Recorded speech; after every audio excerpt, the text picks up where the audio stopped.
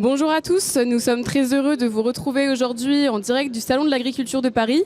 Sur le plateau de TV Agri, je me présente, je m'appelle Pauline, je suis étudiante en 4e année à Junia ESA, une école qui forme au métier d'ingénieur en agriculture. Donc dans cette émission, on va parler de rêves. Plus exactement, de quoi rêvent les étudiants en agriculture aujourd'hui. Pour en parler, nous avons la chance d'avoir avec nous Paul-Émile, qui est étudiant en 4e année à l'ISA, Emmanuelle Berthelot, qui est enseignante au département Humanité chez Junia, et Angélique Anne, qui est déléguée générale chez Junia Alumni. Alors, de quelle carrière rêvent les étudiants en agriculture aujourd'hui? C'est une question qui peut s'avérer parfois difficile parce qu'elle demande de se projeter, ce qui n'est pas forcément toujours évident. Mais nous avons tout de même voulu savoir ce qu'en pensaient les étudiants à l'ISA. Il y a quelques jours, nous sommes allés à la rencontre de quelques étudiants en 4e année pour en interroger quelques-uns. Mais avant de voir ce qu'ils ont répondu, Paul-Émile, toi qui es aussi en 4e année à l'ISA et qui approche de la fin de ton cursus, est-ce que tu peux nous parler un petit peu de tes centres d'intérêt et de ce qui t'a motivé à choisir cette formation? Oui, tout à fait, Pauline. Fin de cursus en 4e année à Junia ISA. Alors, pourquoi j'ai été motivé à choisir cette formation? D'abord, je suis issu du milieu agricole. J'ai toujours été passionné par ce domaine, par ces acteurs, par les enjeux auxquels l'agriculture est confrontée aujourd'hui. Et je pense que Junia ISA était une des écoles qui pouvait le mieux me former, me préparer à cela, dans le sens où il y a une vraie possibilité de construire son projet de carrière. Il y a un aspect théorique et un aspect pratique qui sont mêlés. On a des vraies expériences professionnelles et des vrais apports en termes d'enseignement, mais aussi en termes d'ouverture sur les autres, parce que Junia ISA prépare pas seulement au diplôme ISA. On est au sein d'une alliance de 3 écoles, d'HEI et de l'ICEN, mais aussi on a différents domaines de spécialité, donc on peut s'ouvrir et découvrir d'autres horizons. On a aussi une vraie ouverture à l'international, et je pense que tous ces éléments-là permettent vraiment de construire son projet de carrière sereinement. Et quels sont pour toi les critères que tu mettrais en avant qui pourraient être des facteurs clés de réussite dans ta carrière professionnelle? Je pense que en termes de facteurs de réussite de carrière professionnelle, le premier et le plus important selon moi, c'est d'abord de faire ce que l'on aime, de choisir un métier qui nous passionne, parce que c'est à la fois challengeant et très enrichissant de travailler dans un domaine qui nous intéresse et qui nous passionne au quotidien et qui donne du sens à ce que l'on fait. C'est important d'avoir une carrière où on se retrouve, qui correspondent à nos valeurs, à nos convictions. Et je pense aussi que dans les éléments et les critères qui permettent la réussite d'une carrière professionnelle, il y a aussi toute une dimension managériale, dans le sens où avoir des managers et des collaborateurs qui vous donnent confiance, qui vous accordent de la confiance à la fois dans des responsabilités que vous pourriez potentiellement avoir ou qui vous font progresser sur le plan professionnel et sur le plan humain, c'est des choses qui sont pour moi essentielles dans la réussite d'une carrière. Alors voyons maintenant ce que les étudiants ont répondu quand nous sommes allés leur demander ce qu'ils voudraient faire à plus ou moins long terme. Bonjour, moi c'est Arthur, je suis étudiant en 4e année à l'ISA Lille en agriculture. Moi plus tard j'aimerais être acteur de la transition vers une agriculture plus durable afin de combiner la production et le respect de l'environnement. Bonjour, je m'appelle Cyprien, je suis en 4e année à l'ISA à Lille. Je souhaite plus m'orienter dans le domaine de la finance, dans le but d'améliorer le quotidien des agriculteurs et également réaliser quelque chose de concret pour eux. Alors bonjour, moi c'est Augustin, donc je suis en 4e année à l'ISA en spécialité agroalimentaire.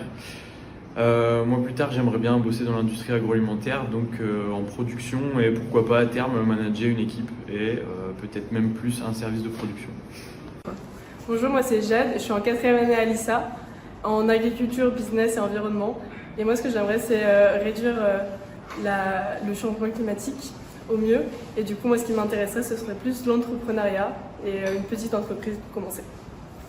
Salut, moi c'est Océane, donc je suis en 4e année à l'ISA et je me spécialise en finance dans le but de travailler dans l'accompagnement des agriculteurs pour après par la suite être potentiellement à la tête de mon entreprise. Alors Emmanuelle, vous qui êtes enseignante au département Humanité de Junia, vous avez l'habitude d'accompagner des étudiants dans la recherche de leur voie professionnelle. D'une manière générale, qu'est-ce que les étudiants recherchent en premier dans leurs futurs emplois et qu'est-ce qui leur importe le plus? D'abord, merci de m'avoir sollicité. Et puis, c'est chouette d'entendre ces témoignages et ces ambitions qui sont enthousiasmantes.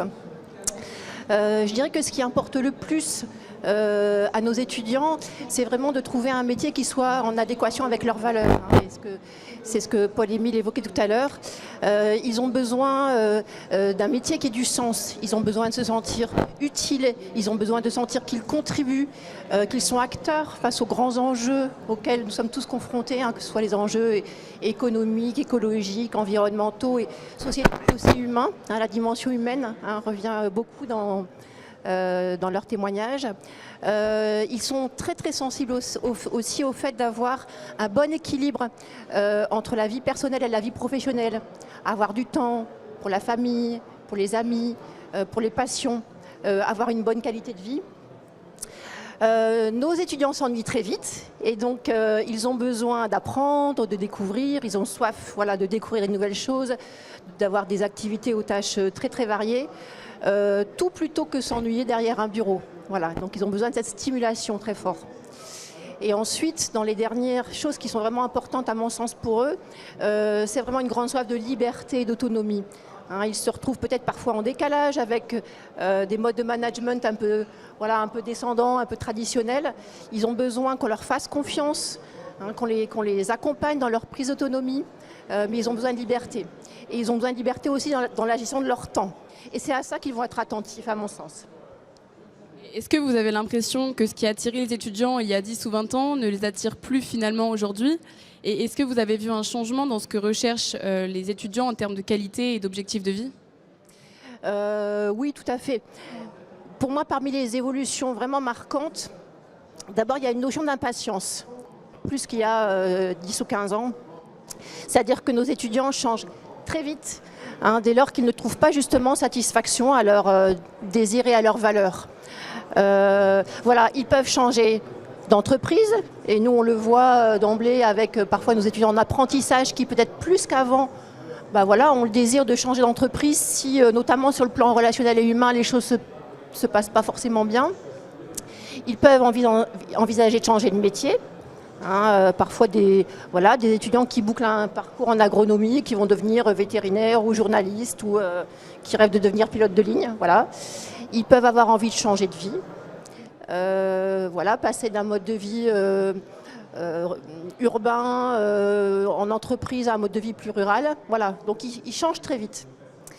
Et parmi les marqueurs aussi forts d'évolution, il y a cette dimension d'entrepreneuriat.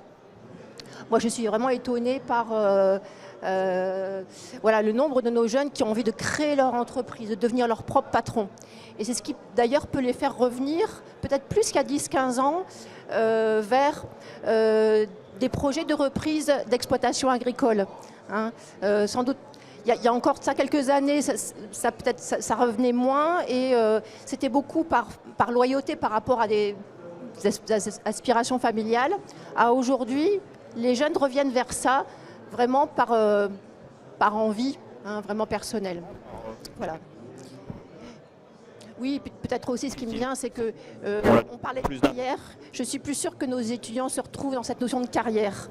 Ils ont envie de réussir leur vie et pas forcément réussir dans la vie. Voilà. Alors Angélique, vous êtes amenée à rencontrer régulièrement des étudiants et des diplômés à différents stades de leur parcours professionnel. Quand vous échangez avec des diplômés, est-ce que vous avez l'impression que leurs aspirations d'anciens étudiants font sens avec la réalité de leur parcours professionnel? Et qu'est-ce qu'ils priorisent finalement en fait, dans leur carrière? Alors, Junia Alumni, pour présenter les réseaux, il y a 37 000 alumni, donc avec 5 000 étudiants, des formations HEI, ISA et ISEN, et les nouvelles formations. Donc c'est une cible large. Et on accompagne régulièrement les diplômés dans leur carrière professionnelle et on constate avec nos nombreux échanges cette quête de sens au travail. C'est vraiment un marqueur et un phénomène, presque un marqueur c'est un marqueur de sens, mais un phénomène de société. L'impact sociétal ne concerne pas seulement les jeunes générations, mais c'est quand même un des marqueurs du premier emploi. Sur l'enquête, par exemple, le baromètre Mazars 2022, on aperçoit qu'il y a 77% des diplômés des grandes écoles d'ingénieurs qui choisissent leur premier emploi pour ces raisons-là. Donc c'est quand même important. Mais bien sûr, les jeunes expriment plus que quiconque cette quête de sens, on est bien d'accord. Mais une enquête APEC que j'ai consultée récemment indique que 94% des cadres estiment très important ce sens au travail. Et qu'est-ce que vous entendez réellement par sens ? Alors, le sens, c'est ce que disait Emmanuel, hein, l'imbrication entre la vie personnelle et professionnelle, c'est très important, c'est très revendiqué, auquel on a la passion, l'implication, l'impact, hein, l'assurance d'être utile et bien sûr le développement durable. Et on utilise aussi le terme de sens qui recouvre une réalité assez importante selon trois critères. La dimension émotionnelle, donc tout simplement ce que je vis au travail, tous les effets positifs qu'on vit au travail permettent aux salariés, hein, aux jeunes diplômés, de se sentir bien dans un poste et d'avoir plus d'aspects positifs que négatifs est très important. Donc cet aspect émotionnel est très important. Après, on a l'aspect cognitif. Alors l'aspect cognitif, c'est sa mission. Donc l'exécution de sa mission, est-ce qu'on se sent bien dans l'exécution de ce qu'on fait ? Il y a aussi le développement de ses compétences et puis bien sûr l'impact de ses compétences sur ses actions professionnelles. Et enfin, la troisième dimension, c'est la dimension aspirationnelle. C'est vraiment, ce qui est important, c'est de participer à un projet global d'entreprise et au travers de ça, le projet environnemental. Il s'agit donc d'une question qui est assez centrale pour les dirigeants d'entreprise et pour les managers. Oui, c'est une notion qui est centrale, qui est essentielle. Et actuellement, ne pas en prendre la notion est, à mon sens, une erreur. Ne pas avoir une stratégie d'entreprise qui prend en compte cette notion de sens en travail va faire en sorte que le turnover qu'a expliqué Emmanuel, c'est-à-dire que les jeunes vont arriver, vont s'apercevoir, vont découvrir le métier et vont se dire oui, ok, mais en fait, il me manque les valeurs principales qui font que je suis venu ici, je les ressens pas, et du coup, ça va les faire partir. C'est vrai que c'est d'autant plus important que le post-Covid et puis les cartes qui ont été rabattues après cette période-là a donné un changement total d'organisation au travail.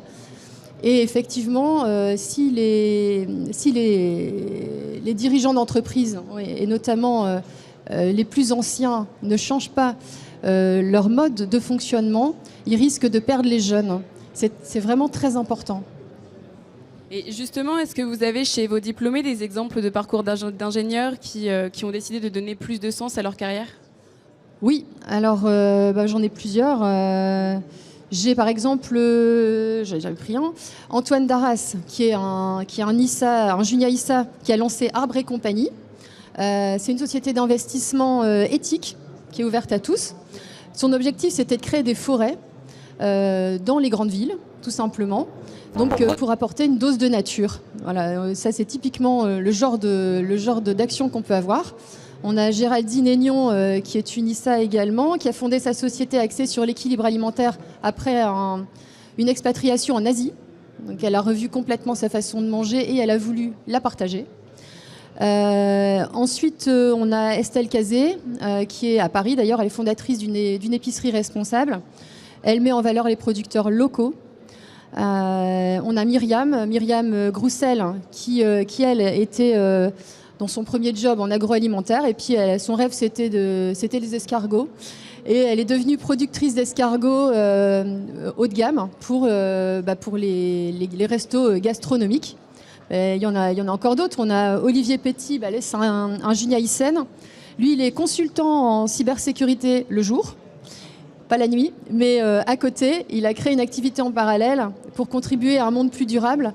Il a fondé le Sens de la vie. Donc c'est une ferme qui propose une agriculture raisonnée et raisonnable. Et tout ça, c'est des convictions qu'ont ces personnes. Ils n'en vivent pas forcément, mais c'est important pour eux de se sentir bien dans leur vie, en accord avec leurs valeurs. Et le point commun de ces diplômés, c'est même s'ils savent que c'est pas facile tous les jours, ils savent pourquoi ils se lèvent le matin et ils changeraient pour les avoir interrogés, cette vie-là pour rien au monde.